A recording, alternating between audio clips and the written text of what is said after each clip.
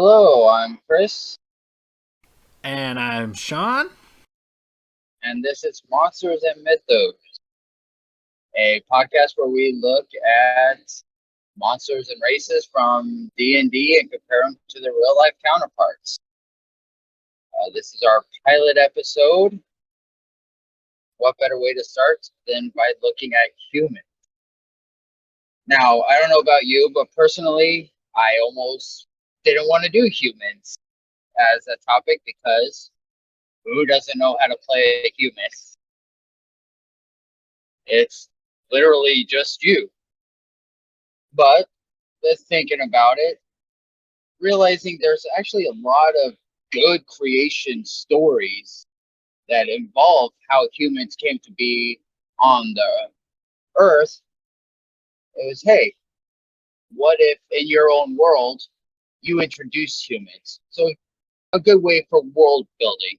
Or, hey, what if this was the belief of my people? And so as you create it, you have a little additional background story that's not just your generic.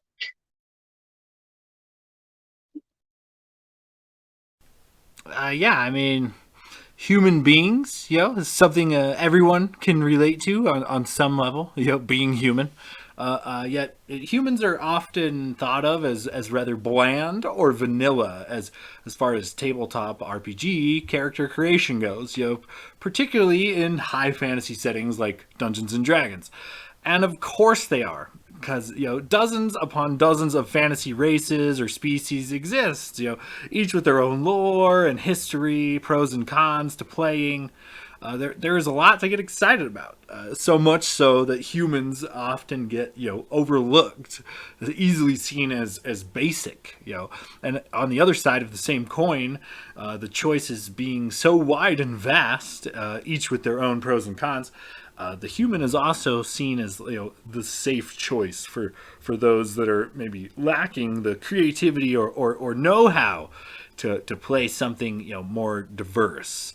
And I think all that is some kind of stereotypical bullshit. So we're gonna have to talk it out. Sounds good. So as our format starts, how about we start with the D&D side and how Gary Gygax saw humans being played as well as through the iterations, and then we'll take a look at some of the real world mythos about how we came to be, as well as, of course, the scientific explanation. Okay, yeah, sounds good. So let me crack my knuckles here. So, I know there are a buttload of fantasy races or different species out there to play, but humans being marked as bland or vanilla is just kind of flat crazy to me, because particularly when it comes to RP. I feel like every other choice out there kind of puts the player in a box sometimes. Like the pompous elf, the sneaky halfling, the grizzled dwarf. It's a common find amongst characters. Because their statistics and their features and abilities are so like locked in that they often generate characters like this. Like of the same likeness. The human, unlike the other races, has a much more loose and in descriptive rules. They may be young, tall, and handsome, maybe older, graying, and walking with a limp or a cane. Lean and muscly, chubby and out of shape. Gruff, maybe polite, maybe dressed like a gentleman, maybe dressed like a bum or a pauper.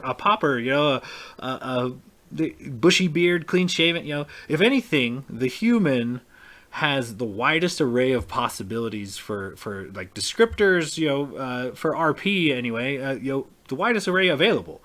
I mean, literally think of any kick-ass action star in your favorite action flick. Probably a human. Mimicry is the highest form of flattery, so there is no reason you can't model a PC around somebody badass like John Wick or maybe Chris Hemsworth and Thor, Doc Holliday and Tombstone, Tom Cruise and like fucking anything, I guess. Henry Cavill, Hugh Jackman, Johnny Depp, etc. My point is that there are a lot of endless pools of media out there that contain a multitude of badass characters, that it would be all too easy to assimilate into a playable character. And the only thing they all share in common is that they are human. So the stereotype for human characters being basic, bland, or vanilla is one that I really don't get, because at least RP wise, upon character creation, you arguably have 10 times the descriptive options than the other choices. So, what you follow me? You picking up what I'm putting down? I'm with you. So coming around the corner here, how are humans statted out in D&D? It is it like a mechanical different game wise? I guess this kind of depends on what tabletop RPG you're playing. But as for D&D's sake, this kind of varies between editions. So going back to like 3E, upon creating a human, you got no racial ability score adjustments. While most other characters incurred both a positive and a negative ability score adjustment, like per their race, the humans didn't get anything.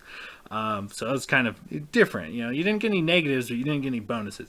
But they would also get like a bonus feat at first level due to them being quick to master specialized tasks and being varied in their talents. So that almost made up for it, but where the human really got the bang for their buck back then was skill points. Getting a few bonus points at level 1 and every level thereafter was a huge fucking deal to the massive skill checklist back then. There were 45 separate skill checks for the basic character. Okay, so skill checks that could potentially save or destroy characters, be petty or funny or mundane as well. But the extra points, when allocated properly, made higher level human characters exceptionally good adventurers. So this addition also made it pretty easy for humans to learn other languages, citing that humans often mingle with all kinds of other folk and could easily pick up the language of any homeland. So that was kind of cool. One of the things I like most about humans from this edition in particular is the way it describes them as ancestors of pioneers, conquerors, traders, travelers, refugees, and other people on the move. So as a result, human lands are a mix of people, physically, culturally, religiously, politically. Hardy or fine, light-skinned or dark, primitive or civilized, devout or impious. However you say that. Humans kind of run the gamut from such a broad spectrum. So taking that info and moving ahead towards the more modern times, fast forward 20 something years to the 5e rules we play with in our one shots in our campaign today. A lot of the mechanics and rules have changed regarding gameplay, and the human in D&D has been given its fair shake, along with a dash of hope amongst the other races. First of all, to quote my 5e PHB, page 31, ability score increase. Your ability scores each increase by 1. So vast is the human potential to be absolutely anything we set our mind to be, that every single ability score gets a +1. It kind of makes you flattered to be a human, doesn't it? I assume it's probably like a point by build at this point, but anyway, it was just kind of an interesting little tidbit I found in the PHB. Alongside that, if you choose to be like a variant human, you could potentially increase 2 or more other ability scores and take a choice on a skill proficiency as well as a feat. So it's a bit different build than most races, but it's far from basic or vanilla. Humans are actually the most likely to have a well-rounded set of ability scores due to their natural, adaptability. So, you got any 2 cents on? You follow me so far? You got any 2 cents you want to add?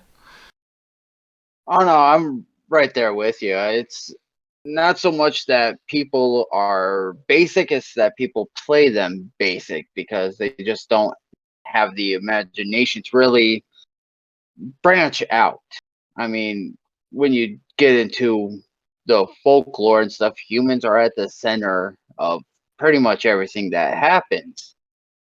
I would say the reason you don't see some of the same stats is because, well, some people are like the mountain from Game of Thrones. They're big and huge, and others are so small and wiry they can literally hide in a trunk. And so, since people aren't uh, uniformly built, it gives you that option of how do you want to create your character. Whereas with some of the other playable races, the orcs are always big and strong. You don't really get into a lot of stories in the fantasy realm of small orcs. Well put. Well put. That's true. Very true. So I mean, so aside from some of the great options for RP and the sweet game mechanics of humans, let's talk about that adaptability I mentioned for a bit. How adaptable exactly? well, let's talk about the apparent sexual deviancy within the fantasy realms perpetuated by our people. Far too adaptable, if you ask me. Okay, so humans, also known as slut folk, are breeding with fantasy citizens and creatures at an alarming rate. What the fuck is going on here, fellas? Like, I get the love. I get that love has no boundaries, but there's a lot of baby making going on in the background here. Like, with the broadening of playable races and species as the game kind of progresses and becomes more inclusive, there seem to be a rising number of half species, half elves, half orcs, half ogres, half giants, half dragons, and so on and so forth. Is there anything humans won't fuck? I mean, God, man, I absolutely could see dudes like trying to bang their way across like the realms, or checks that maybe want to take down a personal quest that involves checking out and maybe testing out a few different sizes, shapes, and textures along their travels. But these sexual antics, mind you, are unique to humans. Having a human half seems to be crucial in almost all half species. This is not like a for sure documented anywhere, but one of the secret human abilities may or may not be interspecies breeding. So these half species are usually benefiting in multiple ways. When a human breeds with, say like an elf, you get the half elf.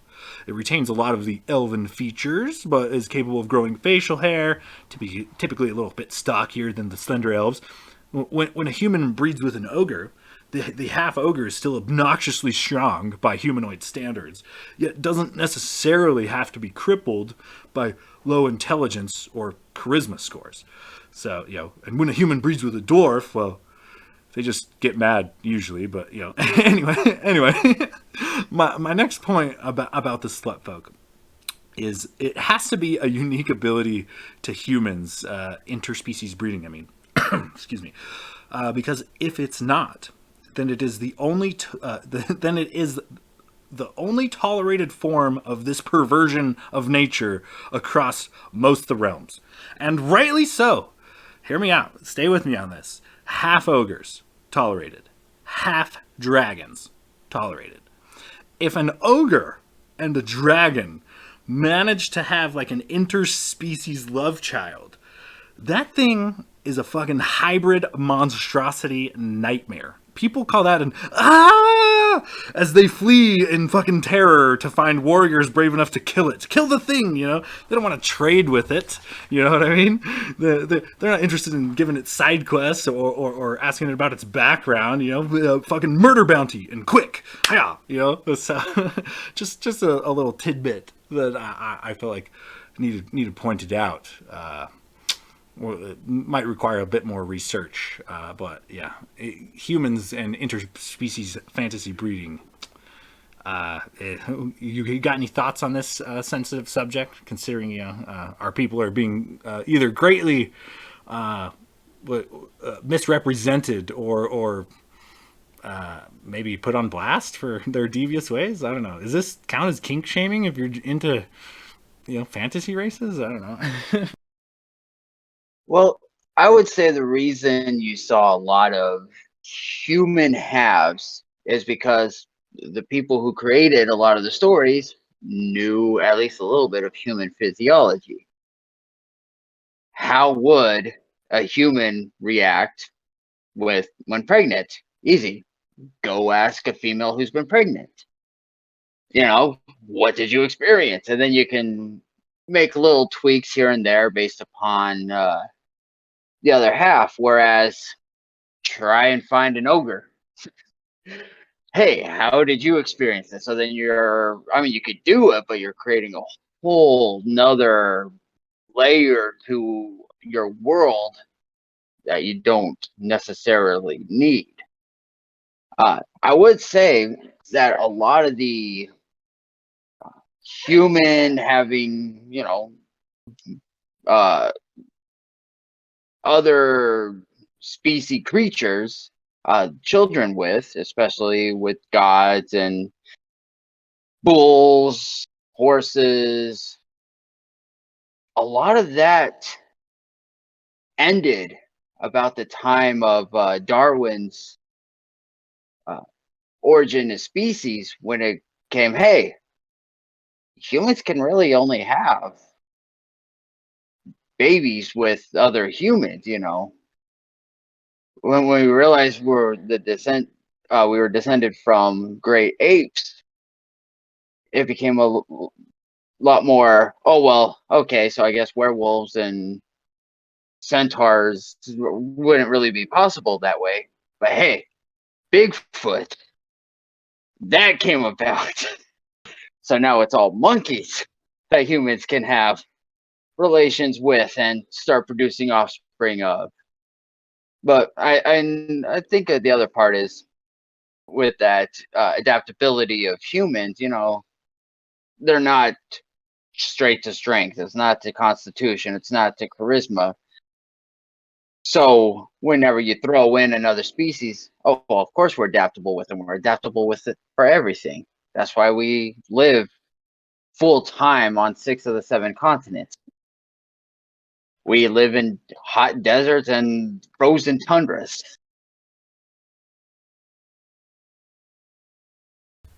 True, true.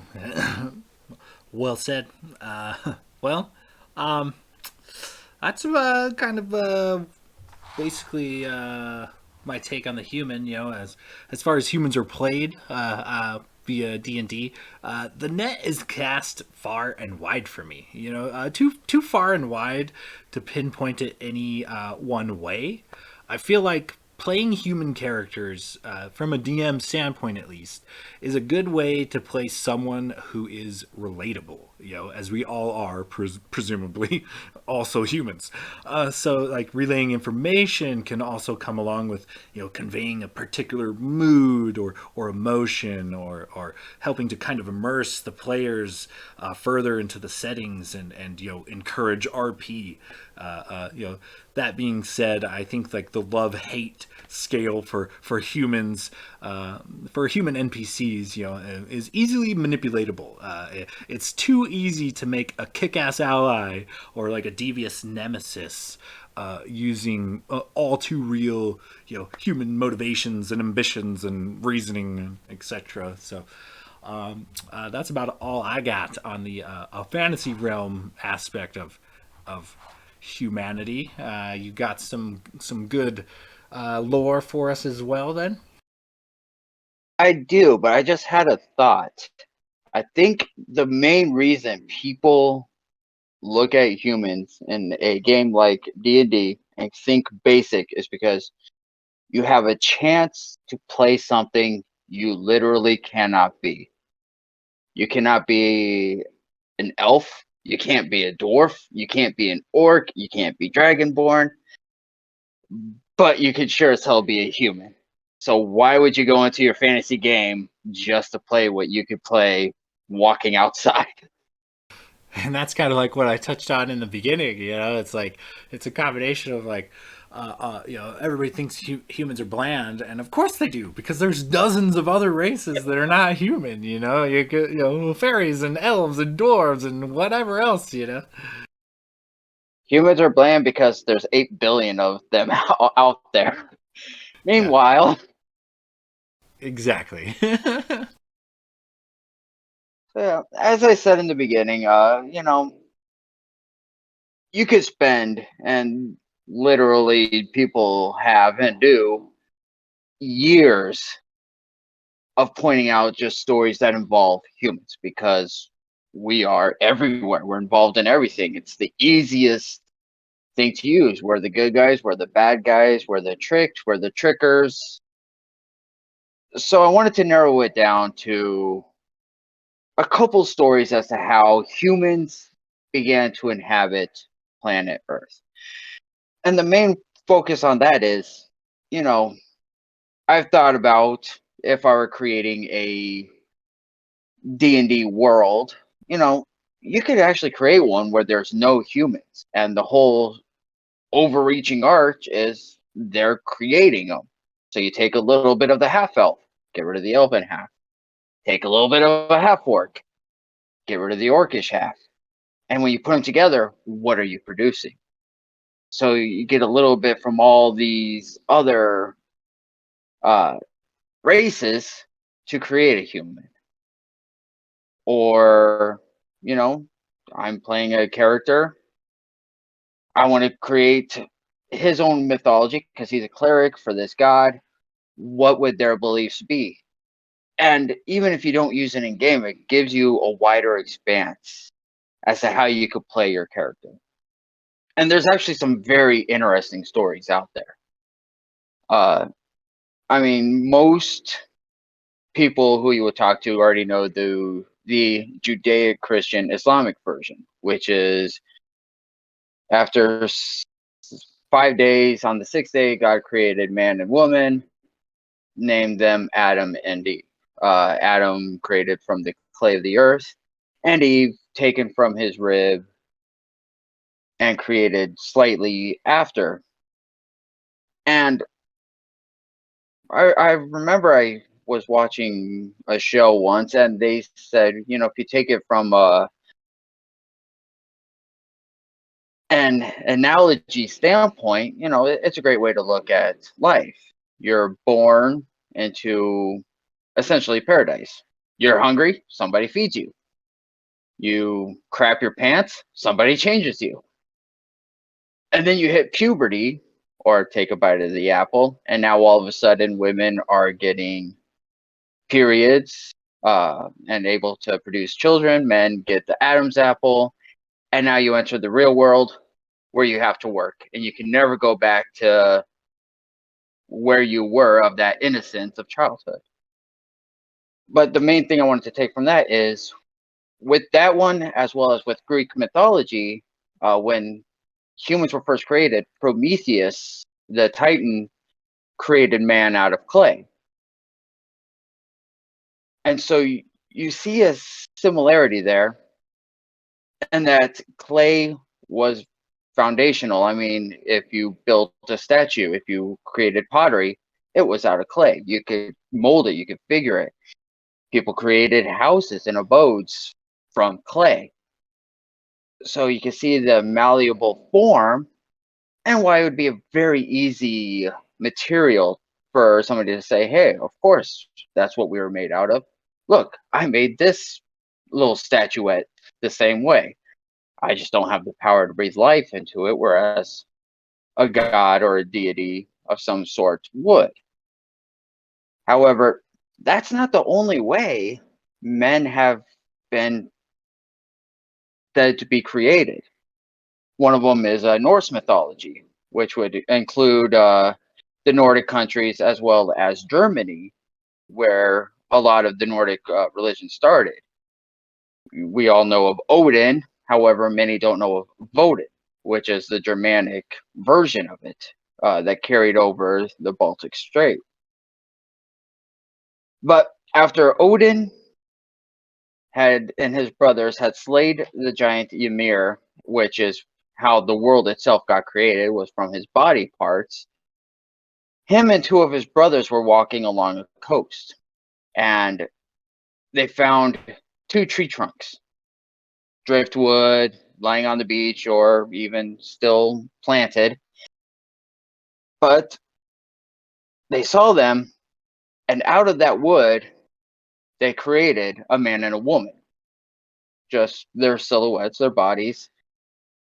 And then they put life into them, made them alive, made them people. And from there, the human race was born. From these two, the man was named Ask and the woman Embla.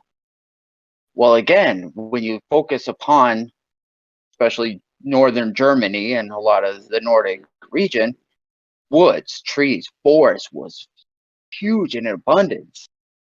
And the houses weren't made out of clay, it was made out of wood. The ships they used for sailing and pillaging and everything else of their livelihoods was wood. It was a central component.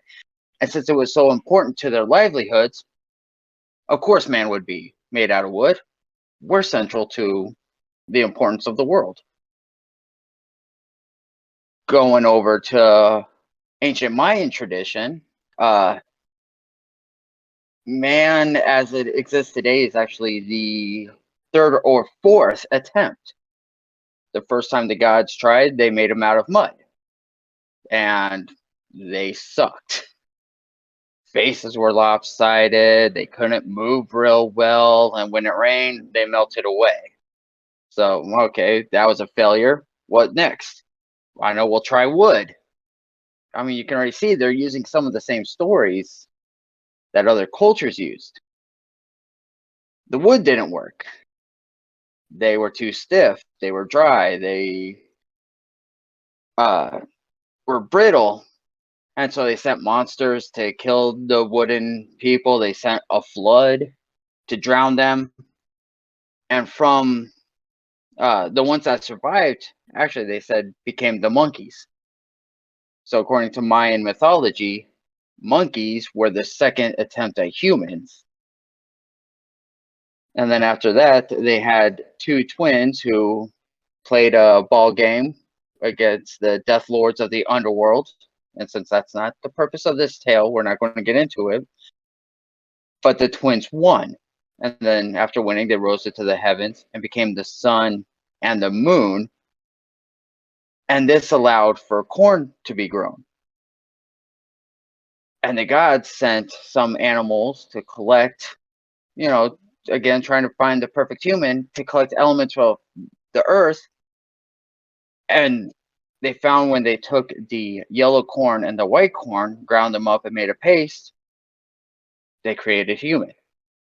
So in Mayan tradition, humans came from yellow corn and white corn, which was a staple in Mayan life. It's how they survived.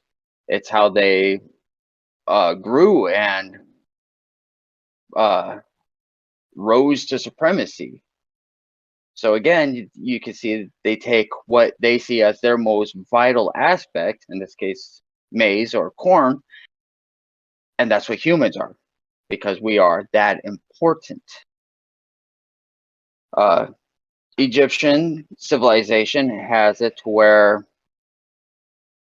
the eye of Ra is out, and they sent out a second eye. There was a battle to get it back, and once they succeeded, during the struggle, tears from the eye fell upon the earth, and from the tears, men sprang up. Well, you can already picture it. Egypt being a vast desert wasteland, it's the Nile River and the oasis that sprout off of it. It's the only reason people were able to live there. So water was the most important element. And so people came from a water source. And so as you follow through, you can see that man, from a mythological standpoint, because we're the ones telling the story, we are the most important. They used whatever was most important to their people to explain how man was crafted. It was never really accidental, it was always purposeful and with that special element. So, as I was thinking about it, what if you created a human in your D&D game and he's from a coastal town? Say he's a cleric. Well, you can make his story be, yes, we worship the sea. And in fact, our people came from the rocks imbued with seaweed and then blessed by whichever god your character's playing. And that's how our people arose. That's why we're so great at the sea. I mean, you can make it naive and that story fake, or make it true. And that's how that particular group came into existence and why they are great at being pirates and sea merchants and or druids that are connected to the water, or even close to a water genasi. But I guess the last one I wanted to do was just the scientific of evolution, that we share a common ancestor until about 10 or 12 million years ago, I believe it is, when great apes, which include gorillas, broke off. And then further down to about 5 million years, we broke away from chimpanzees. And then millions of years, the Homo genus started. And from there, you got Homo erectus, Homo habilis, Homo neanderthalis, which became the Neanderthals or the European human, and then Homo sapiens, which was the African human. And then from there, we spread out into the vast lands up into Europe, over into Asia, eventually over the Bering Strait into the Americas. And it's that mixing with Neanderthals that Homo sapiens and Europeans especially started to get their changes from that original African model. And that's why Europeans ended up with blonde hair. It wasn't a Homo sapien trait, it was a Neanderthal trait that then got introduced into the Homo sapien genetics. That's why when you see red hair, it's not common over in Asia proper with like China, Japan, Korea, India. It's popular in Ireland and Scotland and even northern parts of France. The blonde hair is Scandinavian and Germanic. And that is because of that intermingling, or the slut folking, as you so eloquently put earlier, in real time. That's pretty interesting. I didn't actually consider like so many creation, like origin stories of man that are out there that you could totally apply that to aspects of tabletop RPGs, particularly Dungeons and Dragons. You could.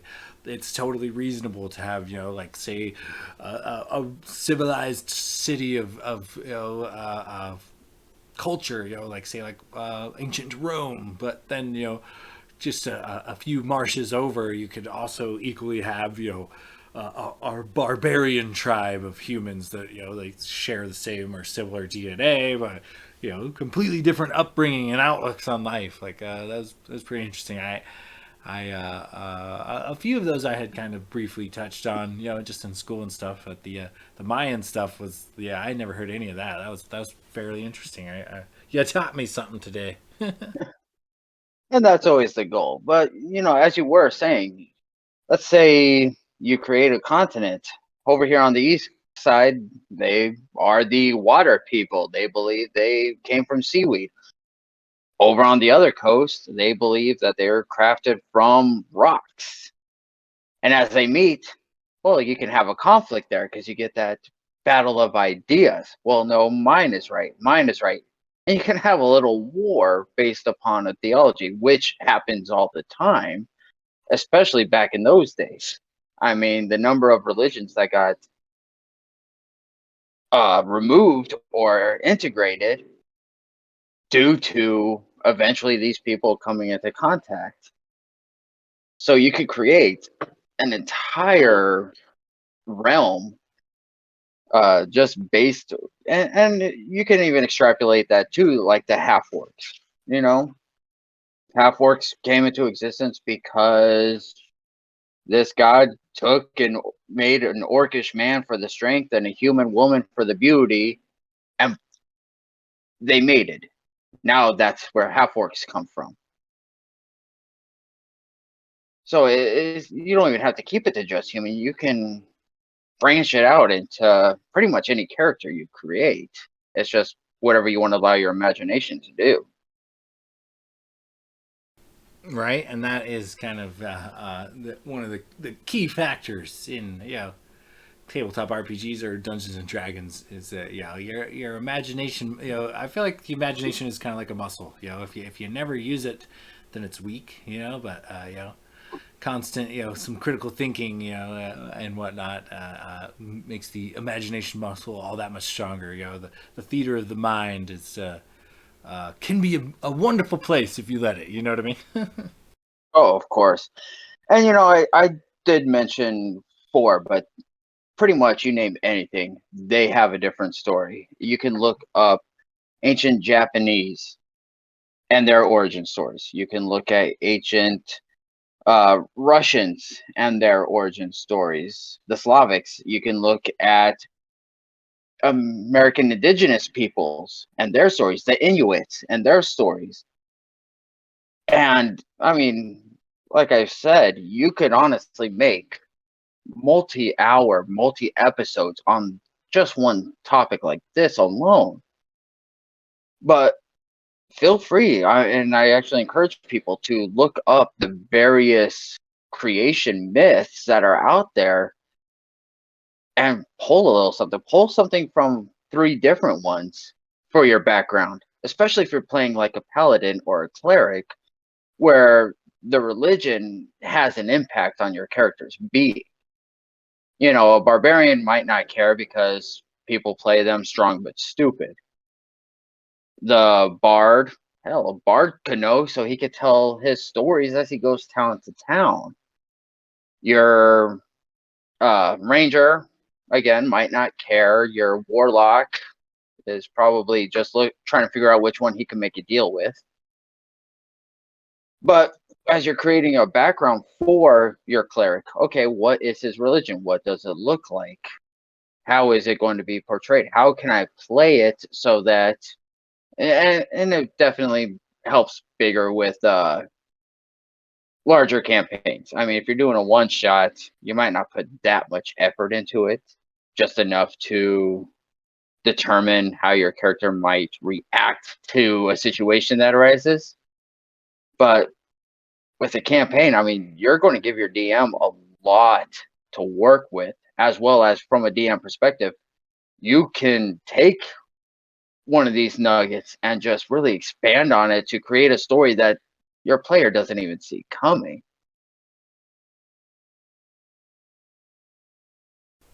Yeah, very true, very true. I like and then the way kind of like how I had said earlier is like the human lands tend to be a mix of cultures and political views and religions. It would it kind of definitely just being a human in general and coming from a nation of humans. It just kind of opens up a lot of different routes, different skill trees or maybe options that might not necessarily be available to the non-human characters. A lot more diversity in their background and their homelands and things does kind of matter, and it's definitely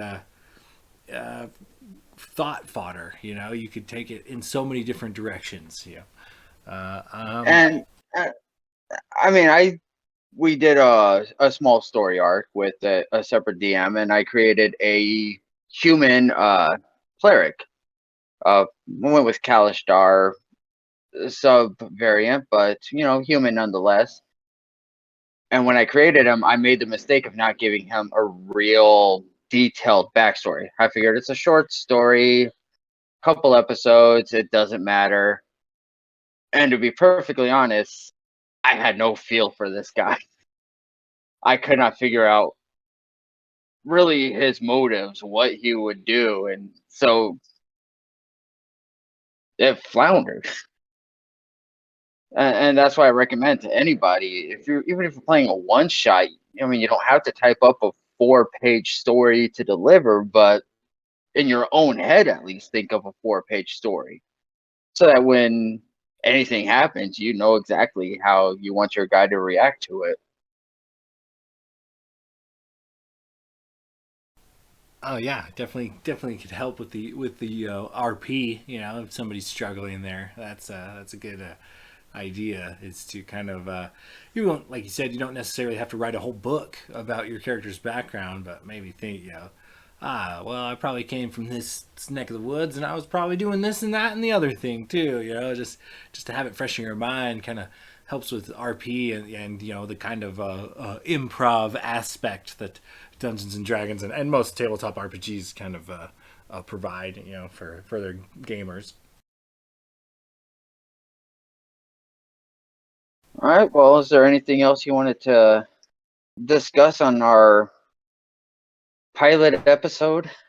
No, but I'm gonna say this is probably good.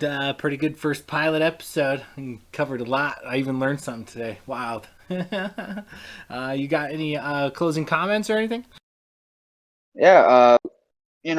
This is sort of what we're looking at. We definitely welcome any and all feedback, as we want to make this entertaining to listen to, enjoyable for us to do, and hopefully everybody who listens walks away at least with a little nugget, either on the D&D side or the Mythos side, or an idea to create their own character or create their own story.